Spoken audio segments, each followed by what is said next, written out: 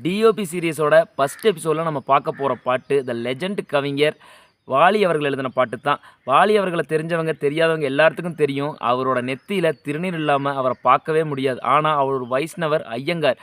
இருந்தும் வாழ்க்கை ஃபுல்லாக திருநீர் அணிஞ்சிக்கிட்டு முருக பக்தராக இருக்கிற காரணம் என்னென்னா, அவர் சின்ன வயசாக இருக்கும்போது அவருடைய சிஸ்டர் தீராத ஒரு லிவர் பிரச்சனைனால உயிரிழந்துருவாங்க, அவங்கள காப்பாற்றவே முடியாதுன்னு சொன்ன நிலமையில் ஒரு டாக்டரை போய் பார்க்குறாரு. அந்த டாக்டர் வைத்தியம் பார்த்து ஒரு 6 மாதத்தில் பழையபடி குணமாயிடுறாங்க.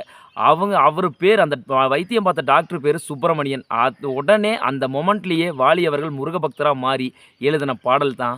கற்பனை என்றாலும் கற்சிலை என்றாலும் ஒரு நாள் கூட உயிர் வாழ மாட்டாங்க, இப்போவே இறந்துருவாங்கன்னு சொன்ன அவங்களோட சிஸ்டர் கிட்டத்தட்ட 85 வயசு வாழ்ந்திருக்காங்க.